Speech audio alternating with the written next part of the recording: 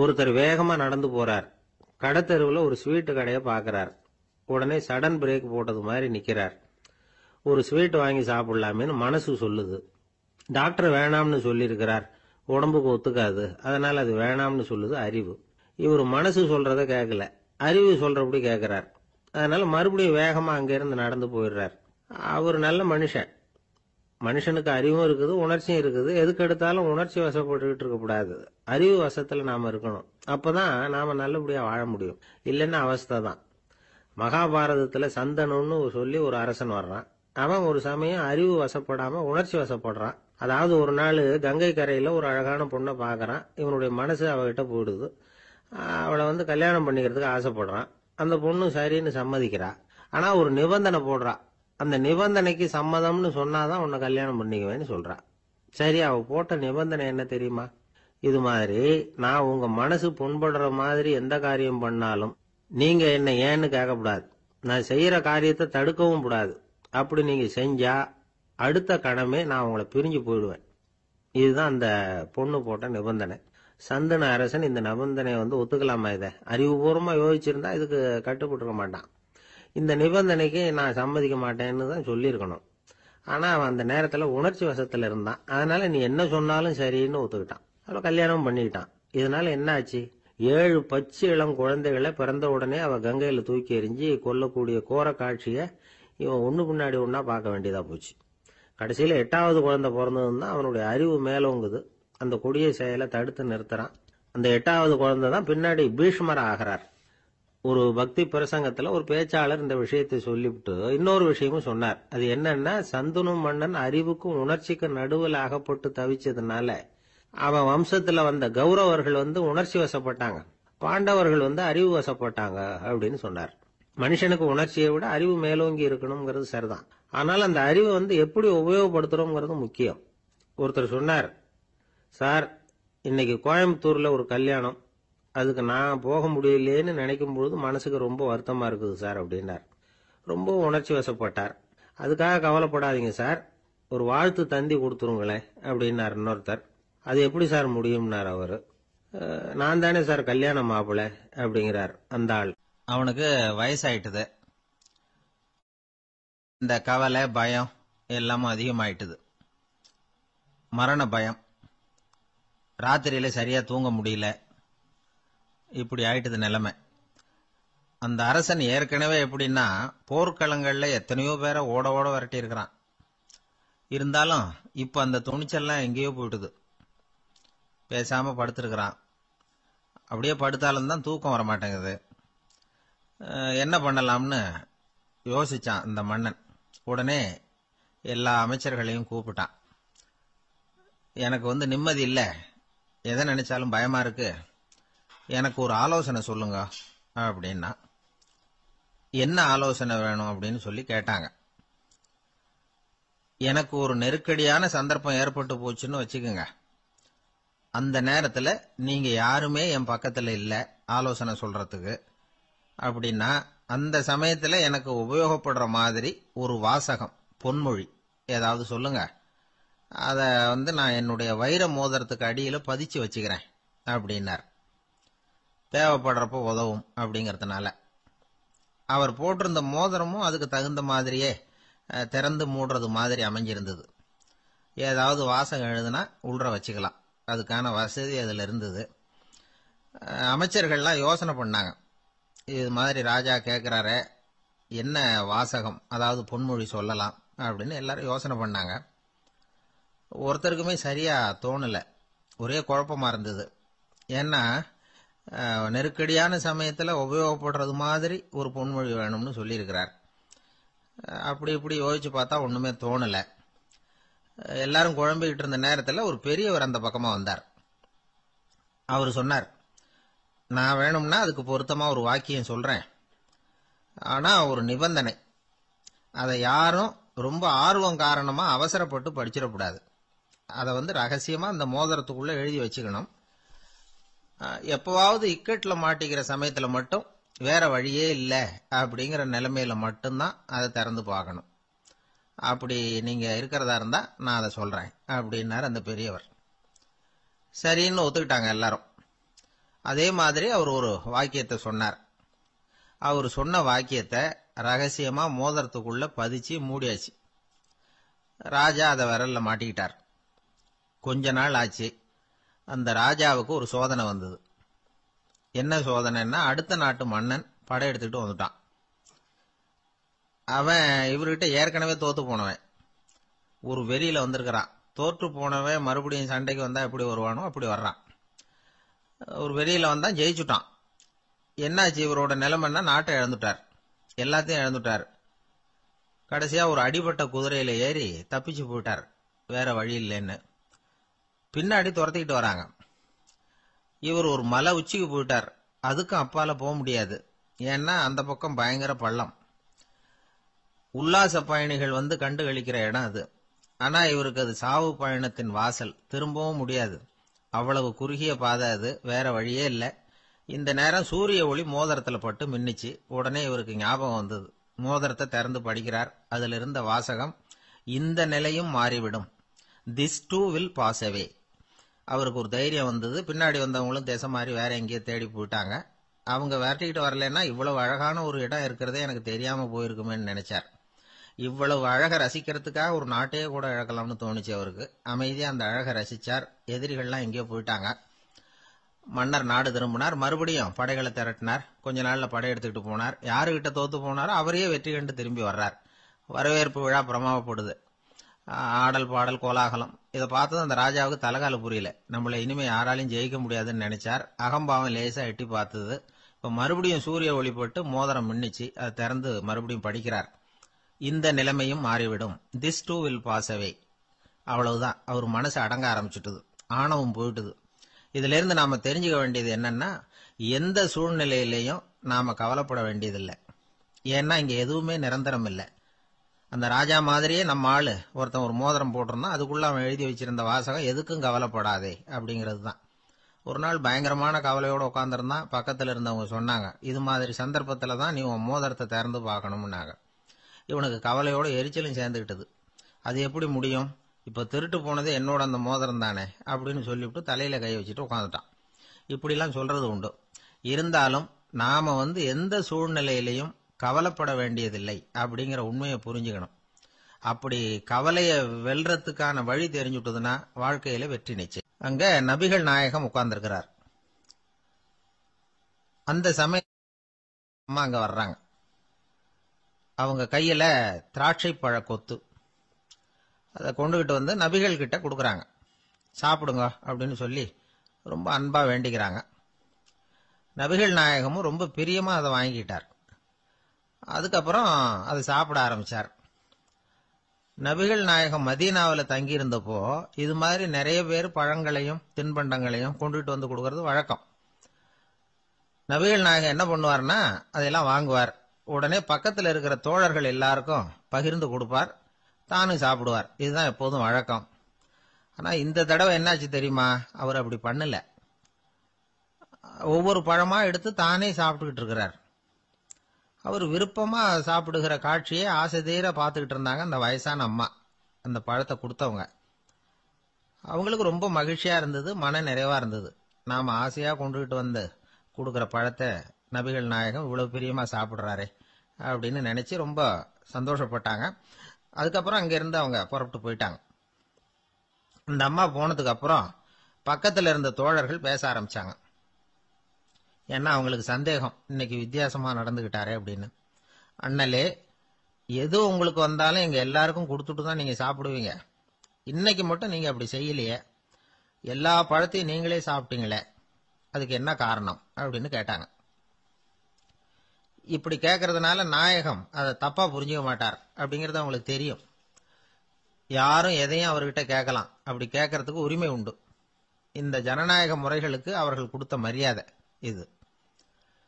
தோழர்களின் கேள்விக்கு நபிகள் பதில் சொல்ல ஆரம்பிச்சார். நண்பர்களே, அந்த அம்மா ரொம்ப பிரியமா அந்த பழங்களை என்கிட்ட கொண்டுகிட்டு வந்து கொடுத்தாங்க. முதல்ல ஒரு பழத்தை எடுத்து வாயில போட்டு பார்த்தேன். அது ரொம்ப புளிப்பா இருந்தது, சாப்பிடுறது ரொம்ப கஷ்டம். உங்ககிட்ட யாருக்காவது அதை கொடுத்திருந்தா அதுல வாயில போட்டதும் புளிப்பு தாங்காம முகம் சுழிச்சிருப்பீங்க. அதை அந்த அம்மா பார்த்துட்டாங்கன்னா வருத்தப்பட்டிருப்பாங்க. ஆசையா கொண்டுகிட்டு வந்து நமக்கு கொடுத்துருக்குறாங்க. அவங்க அன்பான மனசை நோகடிக்கிறதுக்கு நான் விருப்பப்படலை. அதனால முகம் சுளிக்காம சாப்பிடணுமேங்கிறதுக்காகத்தான் அந்த பழங்கள் பூராவே நானே சாப்பிட்டுட்டேன் அப்படின்னு புன்முறுவலோட பதில் சொன்னாராம் நபிகள் நாயகம். இன்னொருத்தர் மனசு புண்படக்கூடாதுங்கிறதுக்காக புளிப்பையும் இனிப்பா ஏற்றுக்கொள்ளுகிற பண்பாடு இருக்கு பாருங்க, அது ஒரு பெரிய நாகரிகம். அது எல்லாருக்கும் சுலபமா வந்துடாது. நல்லா இருக்கிற பழத்தையே என்ன இவ்வளவு மோசமா இருக்கேன்னு சொல்லுகிறவர்கள் தான் நம்ம கிட்ட அதிகம். இந்த காலத்துல இல்வாழ்க்கையில இந்த நாகரிகத்தை சில பேர் கடைபிடிக்கிறது உண்டு. நல்லா இருக்க இல்லையோ முகம் சுளிக்காம சாப்பிட்டுருவாங்க. ஏன்னு கேட்டா, எதுக்காக சார் வீண் வம்பு, ஏதோ நமக்குன்னு கொடுத்து வச்சது அவ்வளவுதான் அப்படின்னு நினைச்சுக்கிட்டு போக வேண்டியது தானே அப்படிம்பாங்க. இவங்கெல்லாம் கூட ஒரு விதத்துல பண்பாடு தெரிஞ்சவர்கள் தான். இப்போ ஒரு ஆளு ஊரெல்லாம் சுத்தி விட்டு கடைசியில அழுத்து போய் ஒரு ஹோட்டலுக்குள்ள நுழைஞ்சானான். ரொம்ப களைப்பா இருந்தது அவனுக்கு. அதனால ரொம்ப களைப்படைஞ்சு போய் ஒரு நாற்காலியில போய் உட்காந்துருக்கிறான்.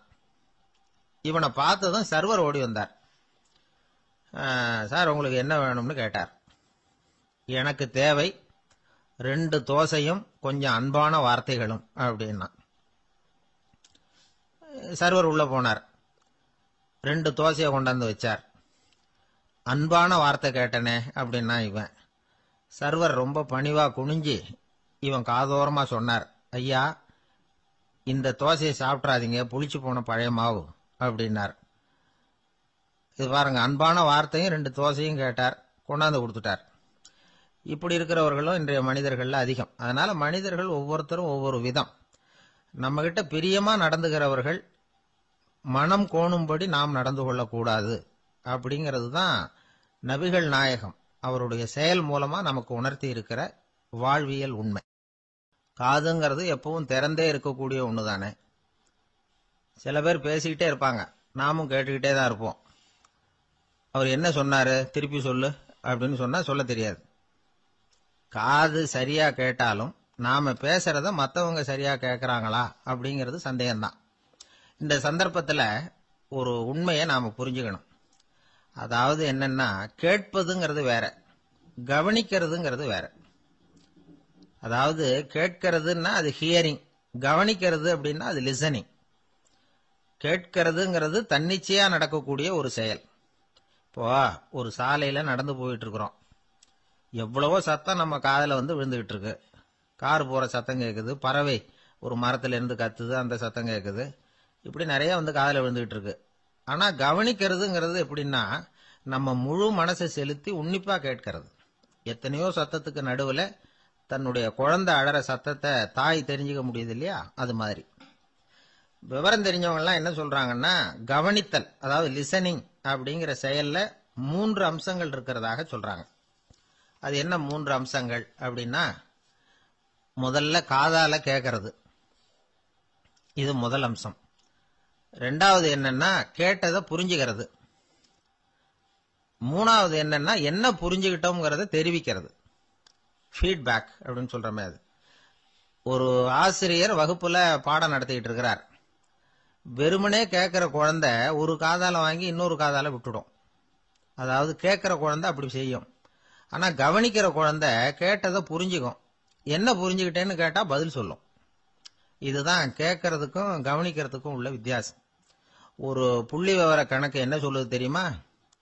ஒரு மனிதன் எழுதுறது மூலமா 6% அறிவை பெருக்கிக்கிறானா, எழுதுறது மூலமா. படிக்கிறது மூலமா 19% அறிவை பெருக்கிக்கிறானா. பேசுறது மூலமா 30% அறிவை பெருக்கிக் கொள்ளுகிறான் அப்படின்னு சொல்றாங்க. ஆனா பாருங்க, கவனிக்கிறது மூலமா 45% அறிவை பெருக்கிக் கொள்ளுகிறான் அப்படிங்கிறது புள்ளி விவரம். அதனால கற்றலின் கேட்டல் நன்று அப்படின்னு சொல்றாங்க இல்லையா, அது இதுதான். அதனால கவனிக்கிறது மூலமா அதிக அறிவை நாம பெருக்கிக் கொள்ள முடியும். கேள்வி ஞானம் தான் ரொம்ப சிறந்தது அப்படிங்கிறார் வள்ளுவர். அதாவது கவனிச்சு கேட்கணும், அதுதான் முக்கியம்.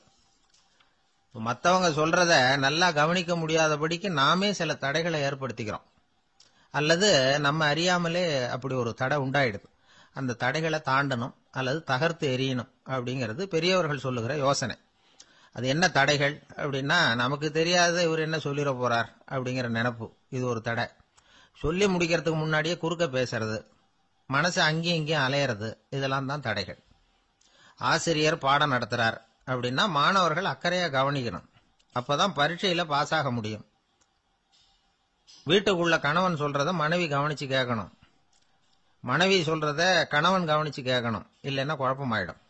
ஒரு அம்மா கோயிலுக்கு போனாங்க. சேலையில ஒரு முடிச்சு போட்டிருந்தாங்க. எதுக்கு சேலையில முடிச்சு போட்டு வச்சிருக்கிறீங்க அப்படின்னு கேட்டாங்க. எங்க வீட்டுக்காரர் ஒரு கடிதத்தை மறக்காம தபால் போட்டியில போட்டுடணும்னு சொன்னார். ஞாபகத்துக்காக முடிச்சு போட்டு வச்சிருக்கிறேன் அப்படின்னாங்க. கடிதத்தை பெட்டியில போட்டுட்டீங்களா அப்படின்னு கேட்டாங்க.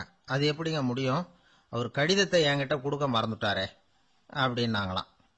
அதனால மறக்கப்படாதுன்னு நினைச்சுக்கிட்டே மறந்து விடுறது இப்படி ஒரு வாழ்க்கை. அதனால வாழ்க்கையில நமக்கு இருக்கிறது செவிச்செல்வம் ரொம்ப முக்கியமானது. நிறைய கேட்கணும், சொல்றதை விட கேட்கணும், கேட்கறதை விட முக்கியம் கவனிக்கிறது. அப்படி கவனிக்கிறது மூலமா நம்முடைய வாழ்க்கையில வெற்றி பெறணும். எனக்கு வாழ்க்கையே வெறுத்து போச்சு சார் அப்படின்னு சொல்லிட்டு ஒருத்தர் வந்தார். வந்து கொஞ்ச நேரம் பேசினதுக்கு அப்புறம் அவர் அப்படி சொல்லியிருந்தா அதுல ஒரு அர்த்தம் இருந்திருக்கும். வர்றதுக்கு முன்னாடியே வாழ்க்கை வெறுத்து போச்சுன்னு சொல்லிட்டு வர்றார். என்ன சார் விஷயம்னு விசாரிச்சோம். எங்க வீட்டுல தினம் 3 வேளையும் ஒரே மாதிரி சாப்பாடு சார், வித்தியாசமே கிடையாது. இப்படியே 3 மாசமா சாப்பிட்டுக்கிட்டு இருக்கிறேன். அதை விட பட்டினி கிடந்து செத்துடலாம்னு தோணுது அப்படின்னார். ஒரு பெரியவர் சொன்ன தத்துவத்தை சொல்றதுக்கு ஆள் கிடைக்காம தவிச்சுக்கிட்டு இருந்தோம். இப்போ ஒருத்தர் கிடைச்சிட்டார், விட்டுலாமா? உடனே அவரை உட்கார வச்சு சொல்ல ஆரம்பிச்சிட்டோம். அதாவது நாம அனுபவிக்கிற உணர்வுகள்ல களிப்பு, மகிழ்வு, ஆனந்தம், இது 3க்கும் ஒண்ணுக்கு ஒண்ணு வித்தியாசம் உண்டு. மேம்போக்கா பாக்கிறதுக்கு இது 3 ஒண்ணு மாதிரி தோணும். ஆனா அது அப்படி இல்லை. களிப்புங்கிறது உடம்ப பொறுத்தது, மகிழ்வுங்கிறது மனசை பொறுத்தது, ஆனந்தம்ங்கிறது ஆன்மாவை பொறுத்தது. இப்படி இந்த 3 வகையான அந்த சுவைப்புகளின் தன்மையும் வேற வேற.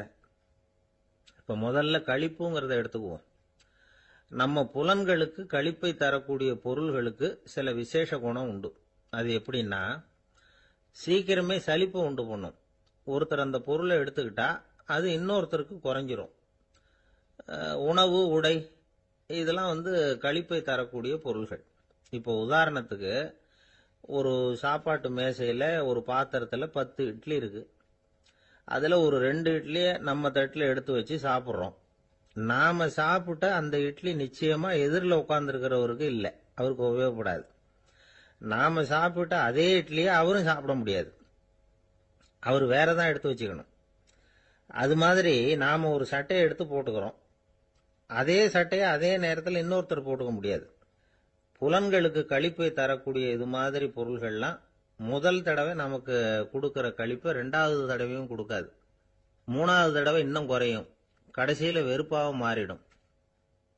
ஒவ்வொன்னா இட்லியை தொடர்ந்து சாப்பிட்றோம்னு வச்சுக்கோங்க, முதல் இட்லி தரக்கூடிய சுவையை 30வது இட்லி தராது.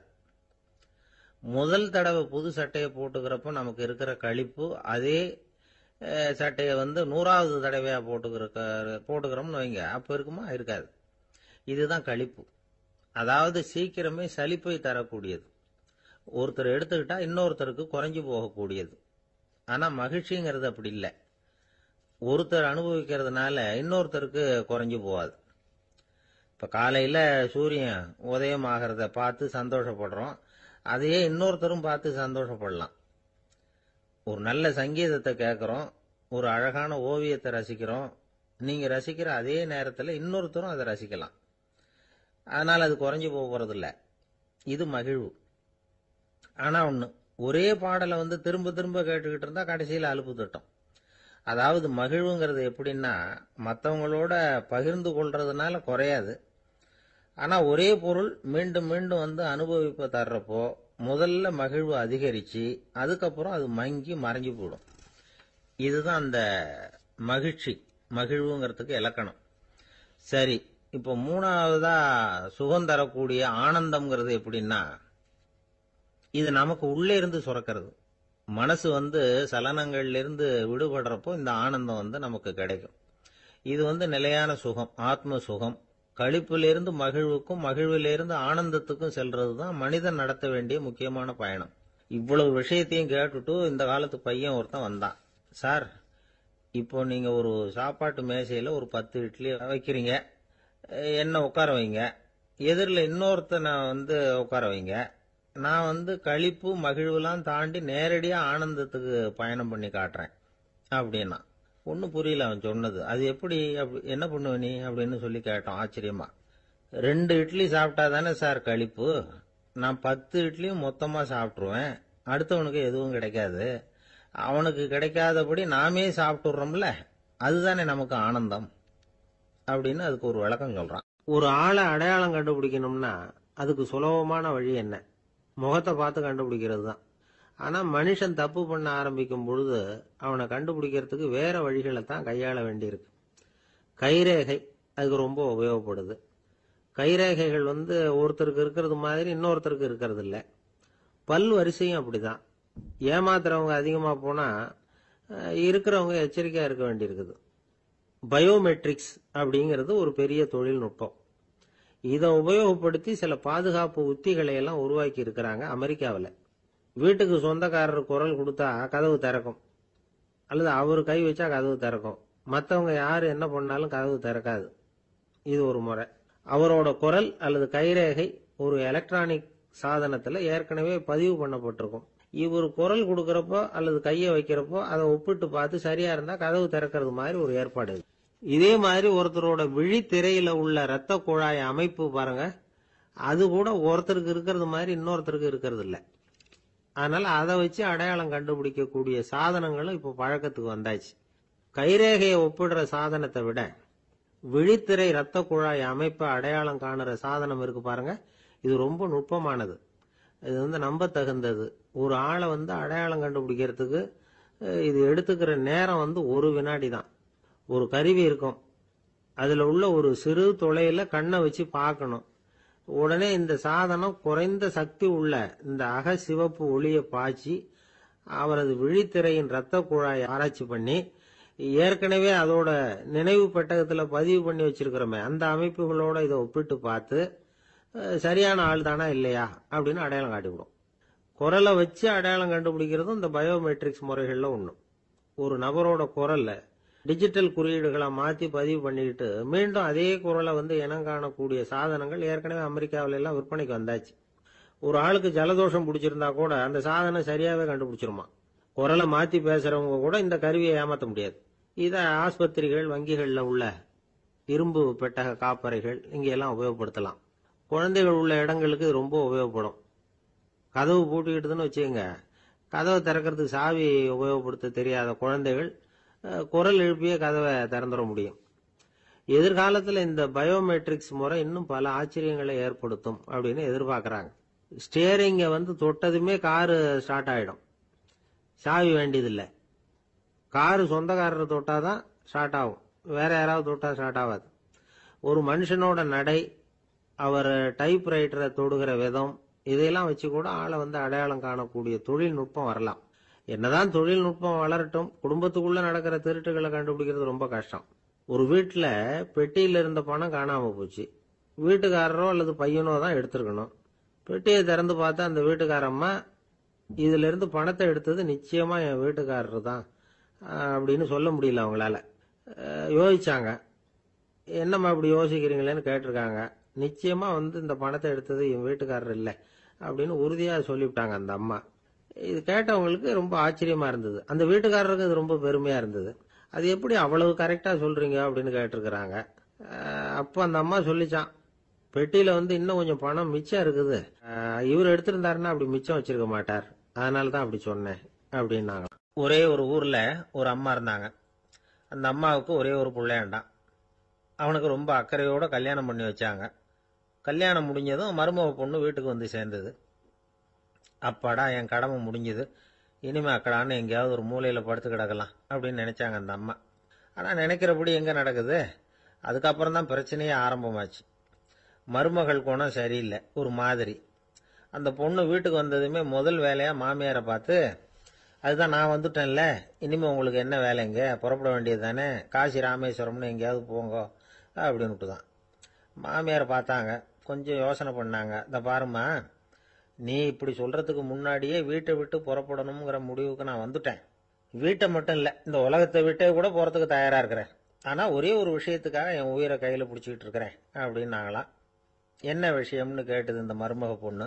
வேற ஒண்ணும் இல்ல, என் பிள்ளைக்கு கல்யாணம் பண்ணி வச்சுட்டேன். ஒரு பேர புள்ள பிறந்து அதை என் கண்ணால பாத்துட்டேன்னா நான் எங்க வேணும்னாலும் போறதுக்கு தயாரா இருக்கிறேன் அப்படின்னாங்களாம் அந்த மாமியார். மாமியார் இப்படி சொல்றதுலயும் நியாயம் இருக்கிறதாக பட்டுது அந்த பொண்ணுக்கு. சரி, அப்படியே இருந்து பார்த்துட்டு போகலாம் அப்படின்னு அனுமதி கொடுத்தது. கொஞ்ச காலத்துல ஒரு பேரன் பிறந்தான். அந்த அம்மாவும் பேரனை கண்ணால பார்த்துட்டாங்க. சரி, பேரனை பார்த்தாச்சுல்ல, இனிமே புறப்பட வேண்டியது தானே அப்படின்னது மருமக பொண்ணு. மாமியார் பார்த்தாங்க. நீ சொல்றது சரிதாம்மா, அதுல ஒன்றும் தப்பு இல்லை. என்னோட பேரன் உங்களை அம்மா அப்பான்னு கூப்பிடுறத என் காது குளிர கேட்டுட்டு போயிடுறேனே அப்படின்னாங்களாம். சரி, அந்த ஆசையும் நிறைவேறட்டும் அப்படின்னு காத்துக்கிட்டு இருந்தாங்க. பேரன் வளர்ந்தான், நடந்தான், பள்ளிக்கூடம் போனா, பெரியவனானா. மருமக பொண்ணு மறுபடியும் மாமியாரை விரட்ட ஆரம்பிச்சுட்டுது. இன்னும் புறப்புள்ளையான்னு. இதை பாருமா, இது வரைக்கும் இருந்துட்டேன். பேரனோட கல்யாணத்தையும் கண்ணால பார்த்தாதான் இந்த கட்டை வேகும் போல இருக்குது அப்படின்னு சொல்லி ஒரு மாதிரியா பேச ஆரம்பிச்சாங்க. இதுவும் நியாயமான ஆசையாக தான் படுது அப்படின்னு அது யோசிச்சிருக்கு அந்த பொண்ணு. சரின்னு அதுக்கும் ஒத்துக்கிட்டது. உடனே பேரனுடைய கல்யாணமும் முடிஞ்சது ஒரு வழியா. இனிமே ஒரு நொடி கூட இங்க இருக்கக்கூடாது, புறப்படுங்க அப்படின்னு மாமியாரை விரட்டிச்சான் அந்த பொண்ணு. இப்ப அந்த மாமியார் தன்னோட மருமகளை பார்த்து சொல்றாங்க, இதோ கிளம்பிட்டேம்மா, என் மூட்டை முடிச்செல்லாம் கட்டிக்கிட்டேன், புறப்பட்டுட்டேன். அப்படியே நீயும் உன் துணிமணிகளை மூட்டை கட்டிக்கிட்டு கிளம்பிடும், என்னோட சேர்ந்து 2 பேருமா சேர்ந்து போயிடலாம் அப்படின்னாங்களாம். அந்த பொண்ணு முழிக்குது. முழிக்காதே, உனக்கும் ஒரு மருமக வந்துட்டா, இனிமே நீயும் ஒரு மாமியார் தானே, உனக்கும் இனிமே இங்க வேலை இல்லை, புறப்படு அப்படின்னாங்களாம். அப்பதான் அந்த பொண்ணு சிந்திக்க ஆரம்பிச்சுதான், தன்னோட தவறு புரிஞ்சுதான். இந்த தகவலை கேட்டுட்டு இருக்கிற மருமகள்லாம் இதை பத்தி கொஞ்சம் யோசிச்சு பார்க்கணுங்கிறதுக்காகத்தான் இதை சொல்றோம் மாமியார்கள் சார்பா. கொஞ்ச நாளைக்கு முன்னாடி ஒரு பொண்ணை பார்த்து பேசுற சந்தர்ப்பம் கிடைச்சது ஒரு கல்யாண வீட்டில். அந்த பொண்ணு சொல்லிச்சு, சார், எனக்கு கல்யாணம் ஆகி 15 வருஷம் ஆகுது, நான் மாமியார்கிட்ட சண்டை போட்டதே இல்லை அப்படின்னு ரொம்ப அடக்கமா சொல்லிச்சு. அது எப்படிம்மா சாத்தியமாச்சுன்னு கேட்டோம்.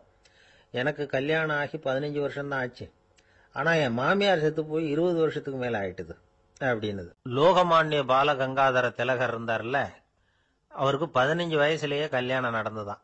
மனைவி பேரு தபிபாய். ரொம்ப பெரிய குடும்பத்து பொண்ணு, நல்ல குணம். அவங்க குடும்பம் நடத்திக்கிட்டு இருக்கிறாங்க. அந்த காலத்துல திருடர்கள் பயம் அதிகம்.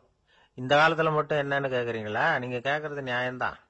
இருந்தாலும் இந்த காலத்து திருடனுக்கும் அந்த காலத்து திருடனுக்கும் ஒரு முக்கியமான வித்தியாசம் உண்டு.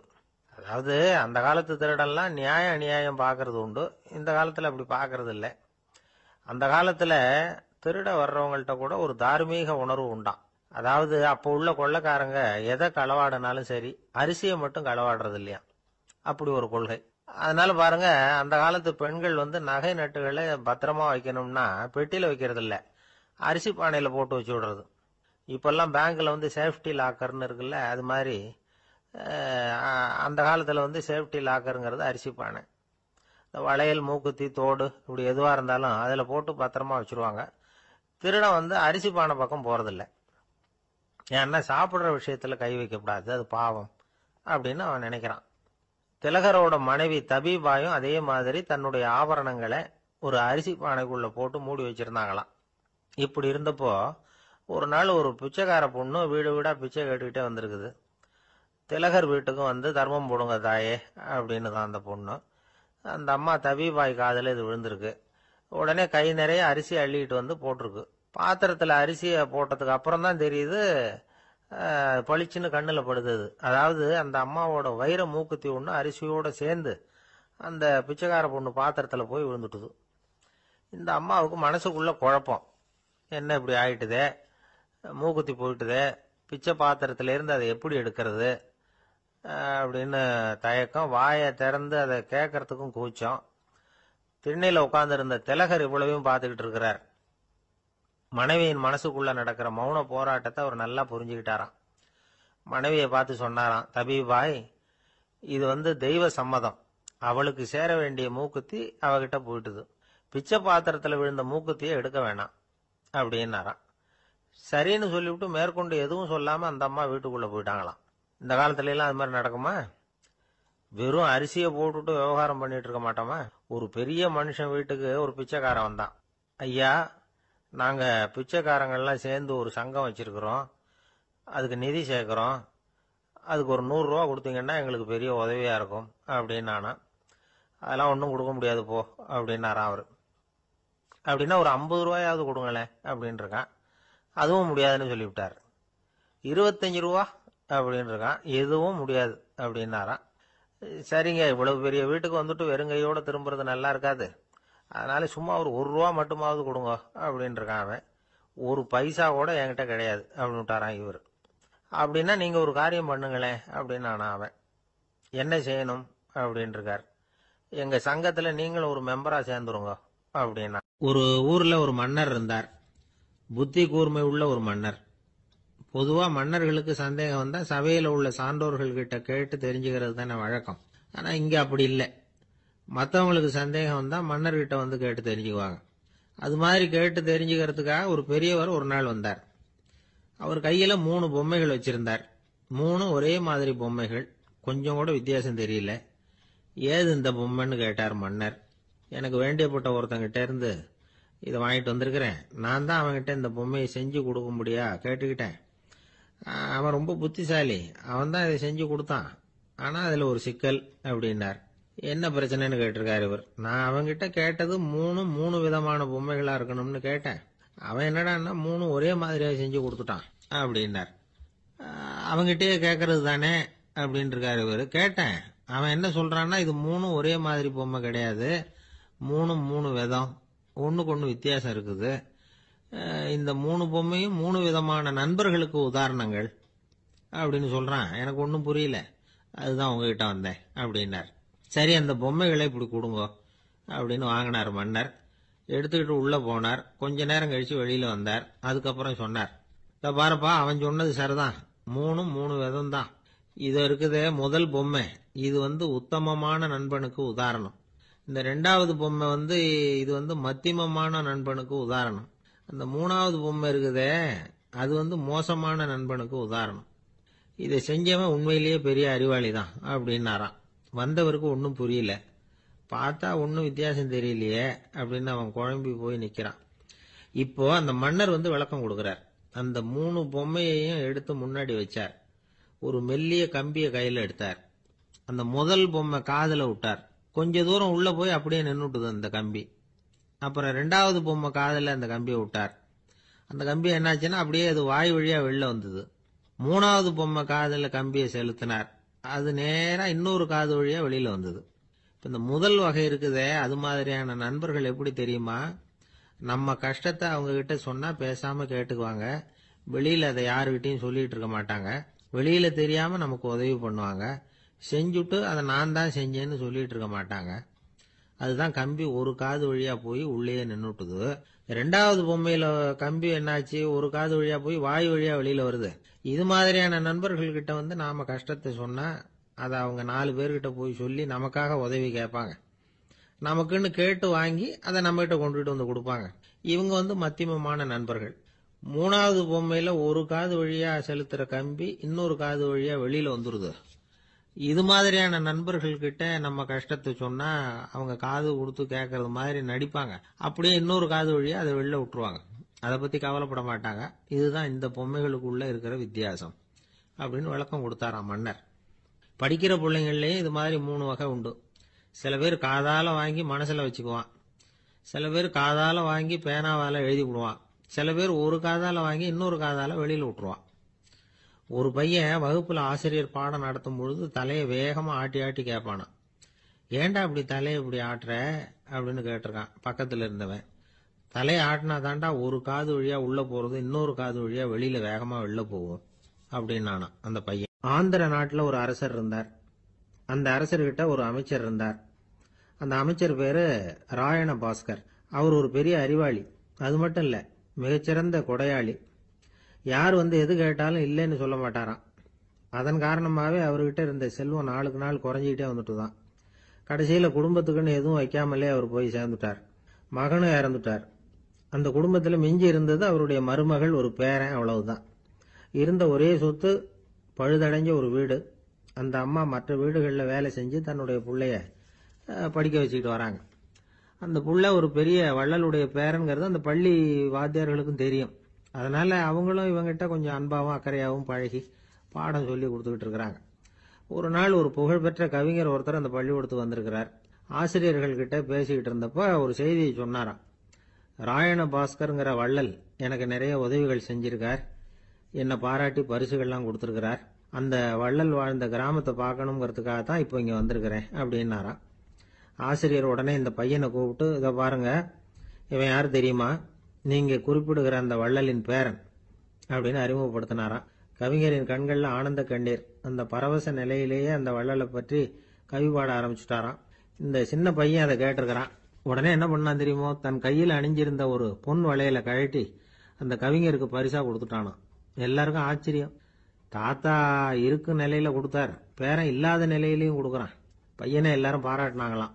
இருந்தாலும் அவனுக்குள்ள ஒரு பயம் எதுவோ ஆரம்பமாச்சு. பள்ளிக்கூடம் விட்டு வீட்டுக்கு வரும்பொழுது அந்த பயம் இன்னும் அதிகமாயிட்டுது. அம்மா என்ன சொல்லுவாங்களோ தெரியலையே, ஏதோ திடீர்னு தோணிச்சு வளையல கழட்டி கொடுக்கணும்னு கொடுத்துட்டோம். குடும்பம் இருக்கிற நிலையில இப்படி நான் செஞ்சது தப்பா, வீட்டு செலவுக்கே அம்மா எவ்வளவு கஷ்டப்படுறாங்க, வீட்டுக்கு போனதும் என்ன நடக்குமோ தெரியலையே அப்படின்னு நினைச்சு பயந்துகிட்டே அவன் வீட்டுக்குள்ள அடி எடுத்து வைக்கிறான். அம்மா கூப்பிட்டு சாப்பாடு போட்டாங்க. அவங்க கண்ணுல படக்கூடாதுங்கிறதுக்காக ஒரு கையை பின்னாடி மறைச்சிக்கிட்டே இருந்தான். அம்மா இதை கவனிச்சுட்டாங்க. ஏய், உன் கையை ஏன் அப்படி வச்சிருக்கிற, உன் கைக்கு என்னாச்சு, ஏதாவது அடிபட்டு போச்சா அப்படின்னு கேட்டுக்கிட்டே கையை எடுத்து பாக்குறாங்க. வளையல காணல.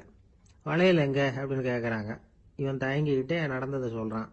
அதை கேட்டதும் அந்த அம்மாவோட முகம் கோபத்தால சவுந்து போச்சான். முட்டாளே, என்ன காரியம் பண்ண அப்படின்னு கன்னத்துல அரைஞ்சிட்டாங்களாம்.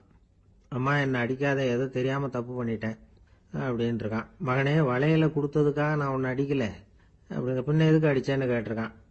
உன் பாட்டனார் ஒரு பெரிய வள்ளல், அவரு எதையும் பாதி வேலையா செய்யறது இல்ல, அவருடைய பேரை நீ அரைகுறை வேலை செஞ்சுட்டு வந்திருக்கிற அப்படின்னாங்களாம். என்னம்மா சொல்றேன் இருக்கான். நீ ஒரே ஒரு வளையல மட்டும்தானே கழட்டி கொடுத்துருக்குற, கொடுக்கறதா இருந்தா ரெண்டையும் சேர்த்துல கொடுத்துருக்கணும், அதுதானே உங்க தாத்தாவுக்கு பெருமை அப்படின்னாங்களாம். அம்மா, தெரியாம செஞ்சுட்டேன், உங்ககிட்டயும் அரை வாங்கிட்டேன் அப்படி இப்படின்னு அவன் சொல்லியிருக்கிறான்.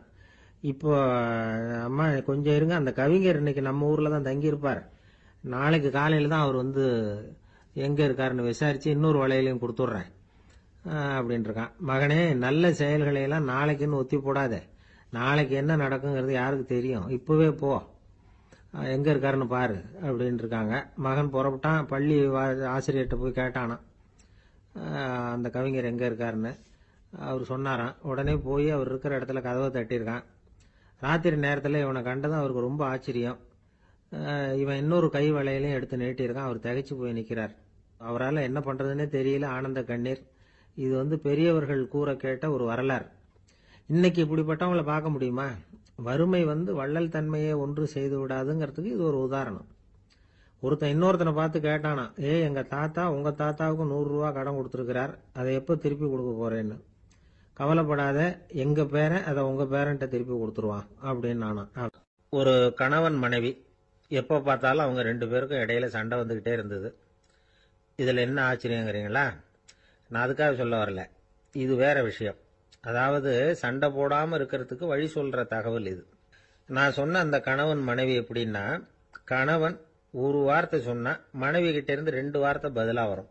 இதுக்கு கணவன் கிட்ட இருந்து 4 வார்த்தை பதிலா வரும். இப்படி வார்த்தைகள் பெருகி போய் கடைசியில வம்புல முடியும். அந்த அம்மா பொறுத்து பொறுத்து பார்த்தாங்க. அவங்களால தாக்கு பிடிக்க முடியல. பக்கத்து வீட்லயும் ஒரு கணவன் மனைவி இருந்தாங்க. அவங்களுக்குள்ள சண்டை வர்றதில்லை. அது எப்படி அவங்களால மட்டும் சண்டை போடாம இருக்க முடியுது அப்படின்னு இந்த அம்மாவுக்கு ஆச்சரியம். ஒரு நாள் நேரா பக்கத்து வீட்டு அம்மா கிட்டே போய், ஏம்மா, நீங்க எப்படி கணவனும் மனைவியும் சண்டை போட்டுக்காம இருக்கிறீங்க, அது எப்படி முடியுது உங்களால அப்படின்னு கேட்டாங்க. அதுக்குன்னு ஒரு மருந்து இருக்குது, அதை சாப்பிட்டா சண்டை வராது அப்படின்னாங்க அவங்க. சரிங்க, அந்த மருந்தை அவரு சாப்பிட மாட்டாரே, மாட்டேன்னு சொல்லிட்டா என்ன பண்றது அப்படின்னு கேட்டிருக்கிறாங்க இவங்க. அந்த மருந்து அவருக்கு இல்லம்மா, உனக்கு தான் அப்படின்னாங்களாம் அவங்க. அப்படியா, அப்படின்னா கொடுங்க, ரொம்ப நல்லதா போச்சு, அதை எப்படி சாப்பிடுறதுங்கிற விவரத்தையும் சொல்லுங்க, எங்க அது கிடைக்கும்ங்கிறதையும் சொல்லுங்க, வாங்கிக்கிறேன் அப்படின்னு கேட்டாங்களாம் இவங்க. வேற எங்கேயும் போய் வாங்க வேண்டாம், என்கிட்டே இருக்க அந்த மருந்து, அதுல கொஞ்சம் தர்றேன், வாங்கி வச்சுக்க. உன் வீட்டுக்காரர் உன்னோட சண்டையை ஆரம்பிக்கிறப்போலாம் நீ இந்த மருந்துல 1 ounce வாயில ஊத்திக்கணும். அதை உடனே குடிச்சிடக்கூடாது, ஒரு 5 நிமிஷமாவது அது வாயில இருக்கணும், அதுக்கப்புறம் குடிச்சுடலாம் அப்படின்னு சொல்லி ஒரு பாட்டில் மருந்தை இந்த அம்மா கிட்ட கொடுத்து அனுப்புனாங்களாம். மருந்தை எடுத்துக்கிட்டு இந்த அம்மா வீட்டுக்கு வந்திருக்கிறாங்க. வீடு பூட்டி இருந்ததுனால கணவன் வந்து வாசல்லையே காத்துக்கிட்டு இருக்கிறான். மனைவியை கண்டதும் சண்டை போட ஆரம்பிச்சிட்டான்.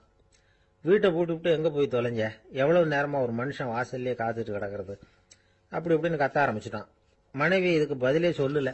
அந்த அம்மா பேசாம வீட்டை திறந்தாங்க. சமையல் அறைக்குள்ளே போனாங்க. ஒரு அவுன்ஸ் மருந்தை வாயில் ஊற்றிக்கிட்டாங்க. அன்னைக்கு சண்டை வந்து மேற்கொண்டு வளரவே இல்லை, நின்றுட்டுது. மருந்து பரவாயில்லை. அதுக்கப்புறம் பல சந்தர்ப்பங்களில் சண்டை வரும் போல இருக்கிற போலாம் இந்த மருந்து அதை நிறுத்தியிருக்கு. பிரமாதமான மருந்தாக இருக்குது இது, இதை கொஞ்சம் அதிகமாகவே வாங்கி வீட்டில் வச்சுக்க வேண்டியது தான் அப்படின்னு முடிவு பண்ணிட்டு இந்த அம்மா மறுபடியும் பக்கத்து வீட்டு அம்மாகிட்ட போனாங்க. எவ்வளவு விலையானாலும் சரி, நான் காசு கொடுத்து வாங்கி வச்சுக்கிறேன், எந்த கடையில் இருக்குது இந்த மருந்து சொல்லுங்க அப்படின்னு கேட்டாங்க. இந்த மருந்துக்கு விலையே கிடையாதுங்க, இலவசமாகவே கிடைக்கும்னாங்களாம் அவங்க. அது எப்படி விலை இல்லாமல் இதை விற்க முடியுது அப்படின்னு கேட்டாங்களாம் இவங்க. அது மருந்தாக இருந்தால் தானே விலை வைக்கிறதுக்கு, அது வெறும் தண்ணி தானே அப்படின்னாங்களாம். வெறும் தண்ணியா சண்டையை நிறுத்துது அப்படின்னு இருக்காங்க இவங்க. அது சண்டையை நிறுத்தல, உன்னோட மௌனம் தான் சண்டையை நிறுத்துது. நீ வாயில தண்ணியை வச்சுக்கிறதுனால எதிர்த்து பேசுறதில்ல, அதனால உன்னுடைய கணவர் கோபம் வந்து சாந்தமாயிடுது அப்படின்னாங்களாம் அவங்க. இந்த கதையிலிருந்து சண்டையை நிறுத்துற மருந்து எதுன்னு தெரிஞ்சுக்கிட்டோம் இல்லையா.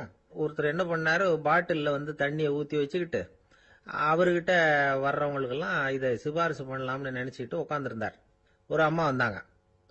இதை கேட்டுவிட்டு இதையே ஒரு மருந்து மாதிரி கொடுக்கலாம்ங்கிறது அவர் முடிவு. அதனால பாட்டிலில் தண்ணி அடைச்சி வச்சுக்கிட்டு அதில் கலருக்காக என்னத்தையோ ஒரு ஜீரகம் அது மாதிரி எதையாவது கலந்து வச்சுக்கிட்டு ஒரு மருந்து மாதிரி ஒரு பாவனையில் வச்சுக்கிட்டு உட்காந்துருக்கார். யாராவது வீட்டில் சண்டைன்னா என்கிட்ட வாங்க மருந்து தரேன்னு. ஒரு அம்மா வந்தாங்க. எனக்கும் என் வீட்டுக்காரருக்கும் அடிக்கடி சண்டை வருதுங்க அப்படின்ட்டு இருக்காங்க. கவலைப்படாதம்மா, நான் ஒரு மருந்து தரேன்னு சொல்லி வீட்டுக்குள்ளே போய் ஒரு பாட்டில் எடுத்து வந்து கொடுத்தார். பாட்டிலில் இருக்கிறது என்னங்கிறத சொல்லிவிட்டு அது பேரில் மரியாதை வராது இல்லையா, அதனால சொல்லலை. அந்த அம்மா வாங்கிட்டு போனாங்க. 4 நாள் கழிச்சு திரும்பி வந்தாங்க. என்னம்மா வீட்டில் சண்டை நின்று போச்சான்னு கேட்டிருக்காரு இவர். அங்கே நின்று போச்சுங்க, இப்போ உங்ககிட்ட ஆரம்பமாக போகுதுன்னாங்களாம். என்னம்மா அப்படின்ட்டு இருக்காரு இவர் பயந்து போய். பின்ன என்னங்க, நீங்கள் என்ன மருந்து கொடுத்துருக்குறீங்க என்னங்க அப்படின்னாங்களாம் கோவமா. அது வெறும் தண்ணி தானே அப்படின்ட்டு இருக்காரு இவர். தண்ணியா இது, நல்லா பாருங்க அப்படின்னு அந்த பாட்டில் நீட்டினாங்களாம். இவர் வாங்கி பார்த்துருக்காரு. அப்புறம் தான் விஷயம் புரியுது அவருக்கு. இவர் கை தவறுதலா அவங்க வீட்டில் இருந்த மண்ணெண்ணெய் பாட்டில் எடுத்து அவர்கிட்ட கொடுத்துருக்குறாங்க. அப்புறம் என்ன ஆகும், சண்டை வராம. காஞ்சிபுரத்துல பல்லவ ராஜா ஒரு கோவில் கட்டினார், கைலாசநாதர் கோவில். அதுக்கு கும்பாபிஷேகம் பண்றதுக்கு ஒரு நாள் குறிப்பிட்டு அதுக்கு வேண்டிய ஏற்பாடுகள்லாம் பண்ணினார். முதல் காரியமா கடவுளை வேண்டிக்கிட்டார், நீங்க இந்த கும்பாபிஷேகத்துக்கு நேரில் வந்து கலந்துக்கணும்னார். கடவுள் அந்த ராஜா கனவுல வந்தார். நீ கும்பாபிஷேகம் வச்சிருக்கிற அதே நாள்ல அதே நேரத்துல எனக்கு இன்னொரு ஊர்ல ஒரு கும்பாபிஷேகம் இருக்குது, அதுக்கு போக வேண்டியிருக்கு. அதாவது திருநின்ற ஊர்ல என்னுடைய பக்தர் ஒருத்தர், அவரும் ஒரு கோயில் கட்டி கும்பாபிஷேகம் செய்யறார், நான் அதுக்கு போக வேண்டியிருக்கு, அதனால உன்னுடைய தேதியை நீ மாத்தி வச்சுக்கோ அப்படின்னார். கடவுள் தான் எங்கேயும் இருக்கிறவராச்சே, அவர் நினைச்சா 2 இடத்துலயும் இருந்து கோயில் கும்பாபிஷேகத்தை நடத்த முடியாதா? ஏன் அப்படி செய்யல? அது ஒரு முக்கியமான காரணத்துக்காகத்தான். திருநின்ற ஊர்ல இருந்த பூசலாருங்கிற அந்த அடியாரின் பெருமையை இந்த உலகத்துக்கு எடுத்து காட்டணுங்கிறதுக்காகத்தான் கடவுள் அந்த ராஜா கிட்ட அப்படி சொன்னார். சரி, அந்த அடியார் அப்படி என்னதான் பெருசா கோயில் கட்டி விட்டார்? ராஜா கட்டின கோயிலை விட பெருசா? அவர் கட்டினது கருங்கல்லாலேயோ மண்ணாலேயோ மரத்தாலேயோ இல்ல. அவர் கட்டின கோயில் வந்து வேற மாதிரி. அது வந்து மனசால கட்டின கோயில், மனசுக்குள்ள இருக்கிற கோவில், மனக்கோவில். அந்த அடியார் தன்னோட மனசுக்குள்ள மாசக்கணக்கா ஒவ்வொரு கல்லா சேர்த்து கட்டின கோவில். இந்த விஷயம் ராஜாவுக்கு தெரியாது. அவர் என்ன நினைச்சுட்டாரு, அது நாம கட்டின கற்கோயிலை விட ரொம்ப பெருசா இருக்கும் போல இருக்கு அப்படின்னு நினைச்சுட்டாரு. சரி, அப்பேற்பட்ட அந்த கோயிலை வந்து தரிசனம் பண்ணிவிட்டு வருவோம் அப்படின்னு நினைச்சு ராஜா திருநின்ற ஊருக்கு போறார். அங்க போய் பார்த்தா கோயிலையும் காணும், ஒன்னையும் காணும். கடைசியில பூசலார் கட்டின மனக்கோவில் தான் அதுங்கிறத அவர் புரிஞ்சுக்கிறார்.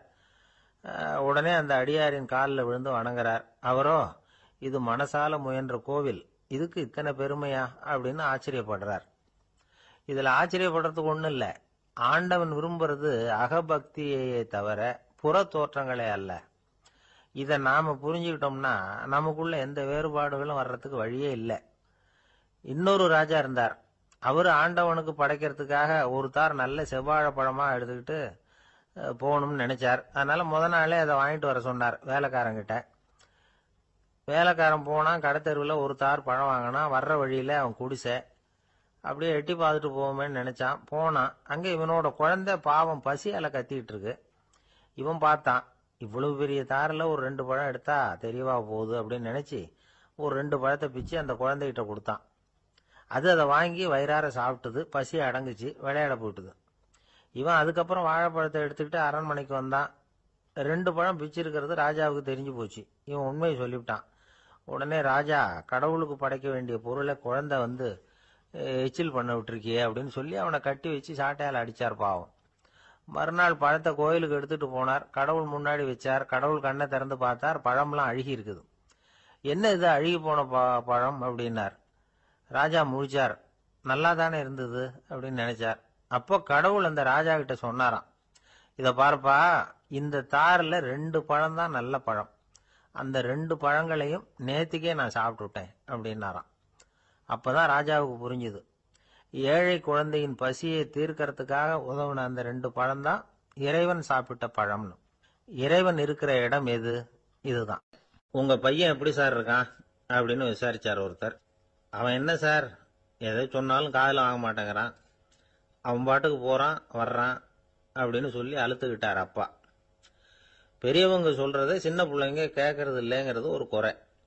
பெரியவங்க சொல்றது சின்ன பிள்ளைங்க காதலியே விழறது இல்லைங்கிறது ஒரு குறை. இது கொஞ்சம் சீரியஸான விஷயம், கவனிச்சு பார்க்கணும். ஒரு குழந்தைக்கு காது சரியா கேட்குதா இல்லையா அப்படிங்கிறத நாம தான் கவனிச்சு பார்த்து கண்டுபிடிக்கணும். அதுவா நம்ம கிட்ட தவழ்ந்து வந்து, அப்பா எனக்கு காது கேட்கல, அழைச்சிட்டு போங்க டாக்டர்கிட்ட அப்படின்னுலாம் சொல்லிட்டு இருக்காது. அது சரி, ஒரு குழந்தைக்கு காது சரிவர கேட்குதா இல்லையா அப்படிங்கிறத முன்கூட்டியே நாம தெரிஞ்சுக்கிறது எப்படி? அதுக்கு சில வழி இருக்கு. உங்க குழந்தைய கொஞ்சம் அப்படி கவனிச்சு பாருங்க. அடிக்கடி ஜலதோஷம், காதுல அரிப்பு ஏற்படுதா, மூக்கு வந்து விரிவாகவும், அப்புறம் வந்து டான்சில், அடினாய்டு, சத அழற்சி, இது மாதிரி ஏதாவது இருக்கா, வாயிலிருந்து எச்சில் ஒழுகுதா, குழந்தை வாயினால சுவாசிக்குதா, பற்கள் வந்து முன்னாடி தள்ளி வளருதா, இதெல்லாம் அதுக்கு அறிகுறி. அப்புறம் இந்த V, P, D, F, D H இப்படி இந்த ஒலிகள் சேர்ந்த வார்த்தைகளை வந்து குழந்தை வந்து சரியா புரிஞ்சுக்காது. இப்போ உதாரணத்துக்கு பட்டுன்னு சொல்லு குழந்தை அப்படின்னீங்கன்னா அது வந்து கட்டுன்னு சொல்லும். அதாவது பட்டு சவுண்டை அதால புரிஞ்சுக்க முடியல. அப்புறம் உங்க குழந்தை வந்து உங்களை உறக்க பேச சொல்றானா, அடிக்கடி கேள்வி கேட்கறானா, சாப்பிட்றப்போ கவனம் இல்லாம இருக்கானா, படிப்புல போதுமான முன்னேற்றம் இல்லையா, வகுப்புல சரியா கவனிக்கிறது இல்லையா, இப்படிலாம் இருந்தா ஆரம்பத்திலேயே டாக்டர் கிட்ட அழைச்சிட்டு போய் சிகிச்சையை வந்து ஆரம்பிச்சுடலாம், குணப்படுத்தி போடலாம். குழந்தைக்கு காது சரியா கேட்கலன்னா நீங்க செய்ய வேண்டியது என்ன தெரியுமா? அவனுக்கு காது கேட்கலங்கிறதுக்காக அவன் முன்னாடி சத்தம் போட்டு பேசக்கூடாது. மெதுவா சீரா பேசணும். அவனை பார்த்து பேசணும். உங்க உதட்டு அசைவுகள் வந்து அவனுக்கு உதவும். அதை பார்த்தே புரிஞ்சுக்குவான். நீங்க வாயில வெத்தலை பாக்கு போட்டுக்கிட்டோ புகை பிடிச்சிக்கிட்டோ பேசக்கூடாது. அப்படி பேசினா அவனால அந்த உச்சரிப்பை சரியா புரிஞ்சுக்க முடியாது. ஒரு வார்த்தையை சொல்றீங்க, அவனுக்கு புரியல அப்படின்னா அதே வார்த்தையை மறுபடியும் சொல்லணும். அவனுக்கு நீங்க முதல்ல சொன்ன வார்த்தை புரியலன்னு நினைச்சுக்கிட்டு மறுபடியும் திருப்பி சொல்றப்போ அதே அர்த்தம் வரக்கூடிய வேற வார்த்தையை சொல்லக்கூடாது. இப்படிலாம் நடந்துகிட்டா அவனுக்கு வந்து மன திடத்தை ஏற்படுத்த முடியும். இல்லைன்னா அவனுக்கு வந்து தாழ்வு மனப்பான்மை வந்துடும். குழந்தைக்கு காது கோளாறுன்னா ஆரம்பத்திலேயே டாக்டர் கிட்ட அழைச்சிட்டு போனா போதும், குணப்படுத்தி விடலாம். அப்புறம் பார்த்துக்கலாமே அப்படின்னு அலட்சியமா இருந்துட்டாதான் கஷ்டம். சில பேர் கோபத்துல சின்ன பிள்ளைங்க காதை பிடிச்சி திருகிறது உண்டு. இது ரொம்ப தப்பு. காது கையோட வந்துட்டா என்ன பண்றது? ஒரு வேடிக்கை கதை, அது கதை தான், நிஜமா நடந்தது இல்லை. அது மாதிரி நடக்கவும் நடக்காது. ஒரு வேடிக்கைக்காக சொல்லப்படுற கதை. அதாவது ஒரு வீட்டில் அப்பா வந்து அம்மாவை பார்த்து சொல்லிட்டு இருக்கார், இதை பாரு, நாளைக்கு காலையில என்னை சீக்கிரம் எழுப்பி விட்டுரு, நான் செங்கல்பட்டு வரைக்கும் போயிட்டு வர வேண்டியிருக்கு அப்படின்னாராம். இதை அவங்க பையன் காதில் வாங்கிட்டு இருக்கான். அப்பாவுக்கு சிரமம் வேண்டாமே அப்படின்னு நினைச்சு அவனே காலையில யாருக்கும் தெரியாம எழுந்திருச்சு புறப்பட்டு செங்கல்பட்டுக்கு போட்டான். சாயந்தரமா திரும்பி வந்தான். அப்பா பையனை காணாம அலமோதிக்கிட்டு இருக்கிறார். சாயந்தரமா பையனை பார்த்ததும் எங்கடா போயிட்டு வந்தேன்னு கேட்டார் கோவமா. செங்கல்பட்டுக்கு போயிட்டு வந்தேப்பா, நீ வீணா அலைய வேண்டாமேன்னு அப்படின்னா. எதுக்குடா போனேன்னு அதட்டினார். அதான்ப்பா, நீ நேற்று வந்து அம்மா கிட்ட சொல்லிக்கிட்டு இருந்த, அதை காதில் வாங்கினேன், உனக்காக நான் போயிட்டு வந்தேன் அப்படின்னா. உடனே எந்த காதில் வாங்கினேன் அப்படின்னு சொல்லி காதை பிடிச்சி திருகுனார். அந்த காது கையோட வந்துட்டுது. இது நடந்து கொஞ்ச நாள் கழிச்சு அந்த அப்பாவும் பையனும் கடத்தெருவில் போயிட்டு இருக்கிறாங்க. எதிரில் ஒரு நாய் ஓடி வந்தது. அதுக்கு 2 காதும் இல்லை. என்ன இது, இந்த நாய்க்குட்டிக்கு 2 காதும் இல்லை அப்படின்னாரு அப்பா. அதுக்கு பையன் சொல்றான், அப்பா அது 2 தடவை செங்கல்பட்டுக்கு போயிட்டு வந்துருவோம் அப்படின்னு. ஒரு காட்டுல ஒரு முனிவர் இருந்தார். ஒரு நாள் அவரை தேடிட்டு 4 பேர் வந்தாங்க. சுவாமி, எங்களுக்கு ரொம்ப நாளா ஒரு சந்தேகம்னாங்க. என்னன்னு கேட்டார். இந்த உலகத்துல எவ்வளவோ காரியங்கள் நடக்குது, எது நியாயம் எது அநியாயம் அப்படின்னு புரிஞ்சுக்க முடியலன்னாங்க. அது யாராலையும் புரிஞ்சுக்க முடியாதுன்னார் முனிவர். வந்தவங்களுக்கு ஆச்சரியமா போச்சு. ஒரு மாதிரியா பார்த்தாங்க. இதை முனிவர் கவனிச்சார். சரி, புறப்படுங்க என்னோடன்னார். எங்கன்னு கேட்டாங்க. இப்போ உங்க 4 பேரையும் ஒரு புஷ்பக விமானத்துல அழைச்சிட்டு போறேன். இந்த உலகத்துல சர்வசாதாரணமா நடக்கக்கூடிய ஒரு காட்சியை உங்களுக்கு காட்ட போறேன். நீங்க பார்க்க போற அந்த காட்சி நியாயமா அநியாயமா அப்படிங்கறத என்கிட்ட சொல்லணும். நீங்க சரியான பதில் சொன்னா புஷ்பக விமானத்துல தொடர்ந்து பிரயாணம் பண்ணலாம். தவறான பதில் சொன்னா இந்த புஷ்பக விமானம் உங்களை கீழே தள்ளி விட்டுரும் அப்படின்னார். 4 பேருக்கும் பயம்தான்.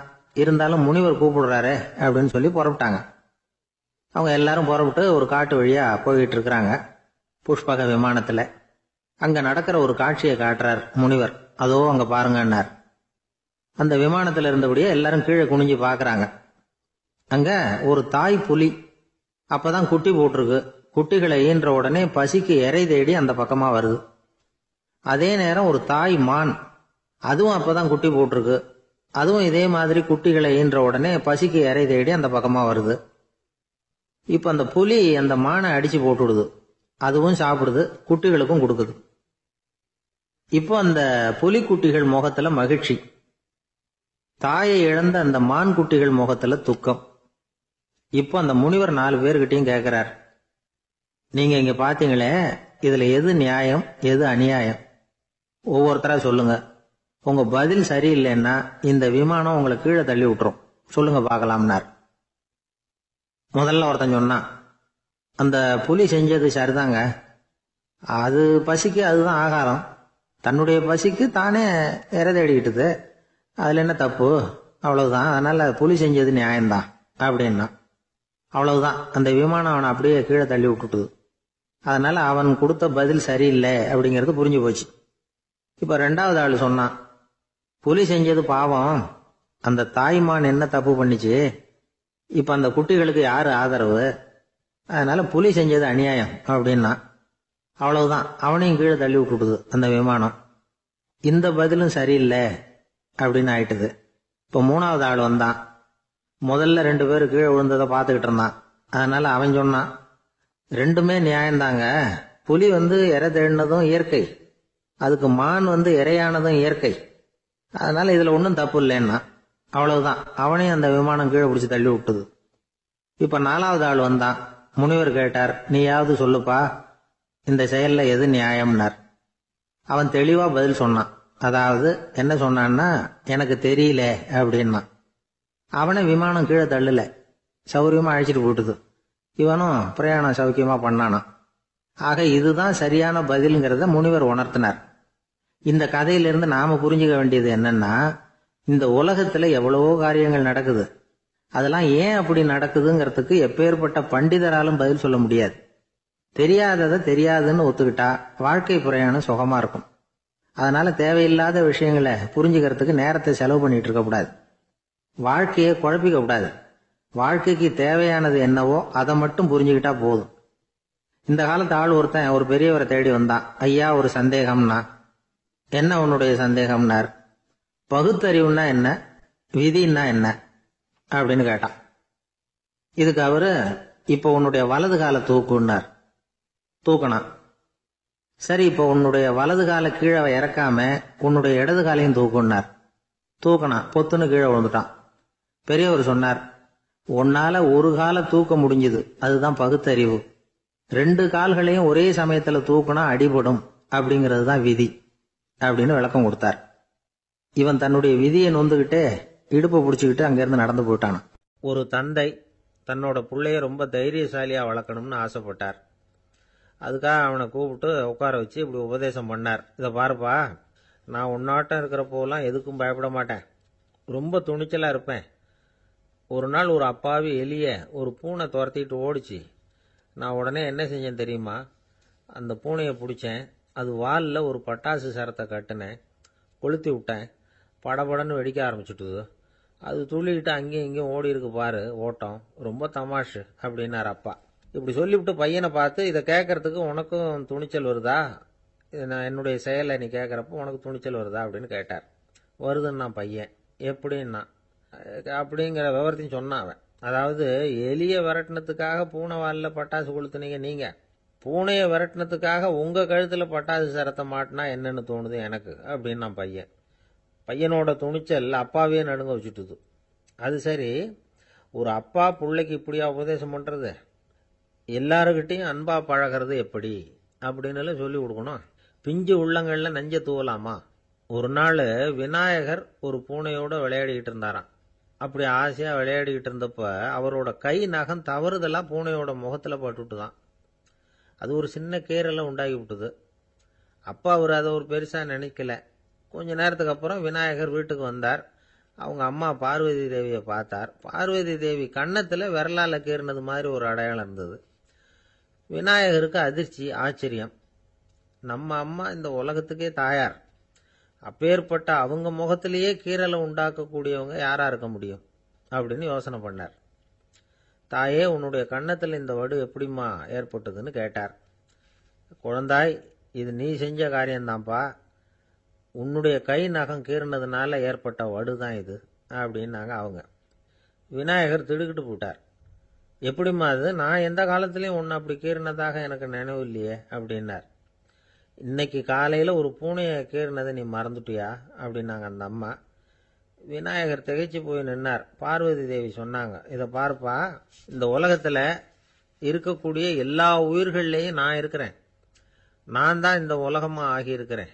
ஆகையினால நீ யாரை துன்புறுத்தினாலும் அது உண்மையிலேயே என்ன துன்புறுத்தினதா தான் வந்து முடியும் அப்படின்னாங்க. விநாயகர் மனசுக்குள்ள ஒரு வெளிச்சம் ஏற்பட்டுதான். அதுக்கப்புறம் அவர் யாரையுமே கல்யாணம் பண்ணிக்காததுக்கு அதுதான் காரணமா. இந்த உலகத்துல எல்லாரையும், இங்க இருக்கிற எல்லாத்தையும் தாயின் வடிவமா அவர் பார்க்க ஆரம்பிச்சிட்டாராம்.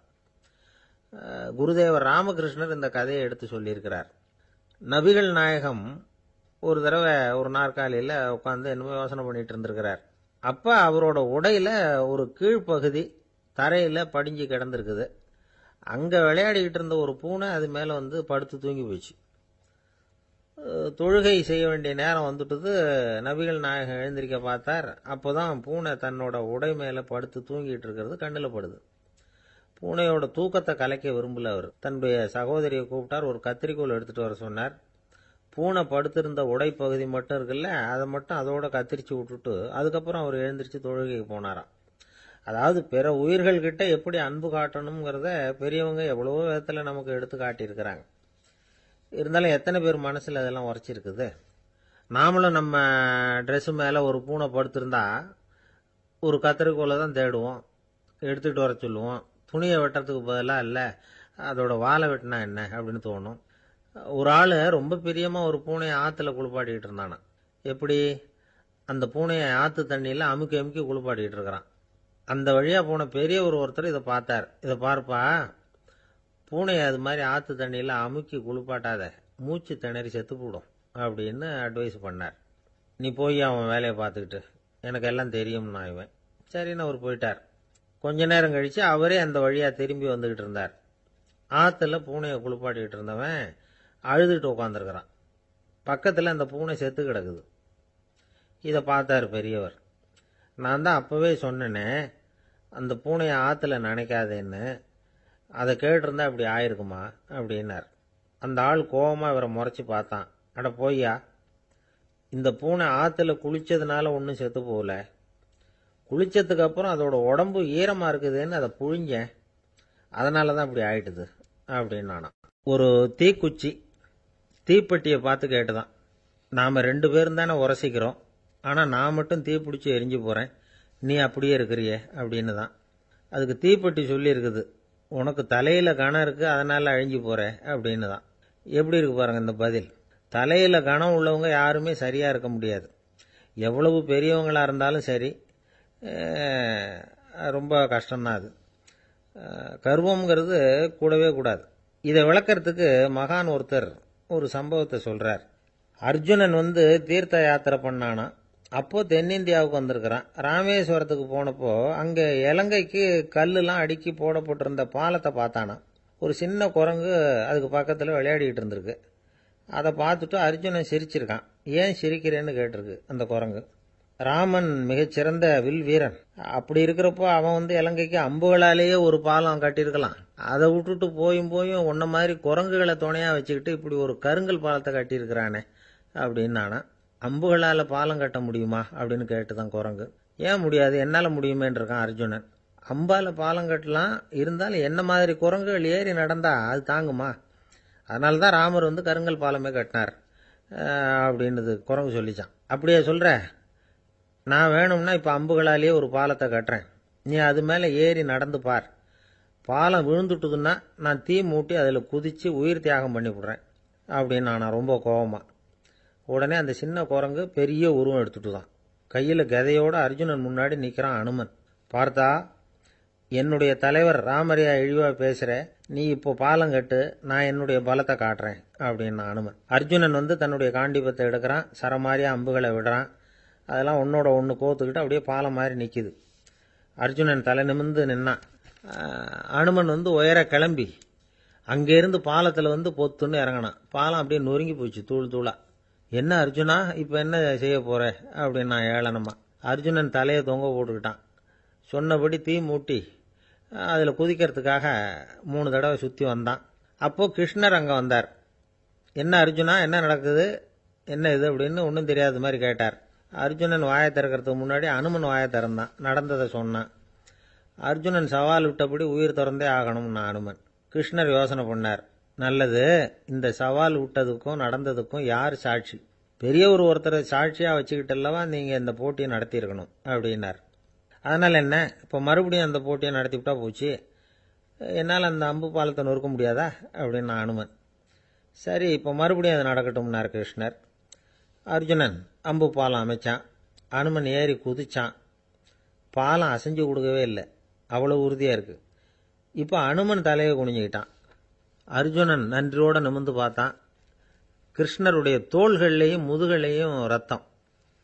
என்ன சுவாமி, என்ன நடந்ததுன்னு நான் பதறி போய், உன் அம்பு பாலத்தை நான் தான் முட்டு கொடுத்து தாங்கிட்டு இருந்தேன்.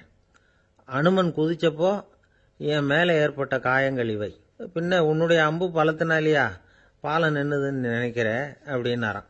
முதல்ல அர்ஜுனன், அப்புறம் அனுமன் 2 பேருக்குமே கர்வ பங்கம் ஆயிட்டு தான். அதாவது அவங்க கிட்ட இருந்த கர்வம் போயிட்டுது. யாரா இருந்தாலும் கர்வம் கூடாதுங்கிறத இதிலிருந்து நாம புரிஞ்சுக்கணும். இந்த காலத்துல நாமெல்லாம் எந்த விஷயத்துக்கெல்லாம் கர்வப்பட்டுக்கிட்டு இருக்கோம் தெரியுமா? 2 பெண்கள் தங்களுடைய கணவன்மார்களை பத்தி ரொம்ப பெருமையா பேசிக்கிட்டாங்களாம்.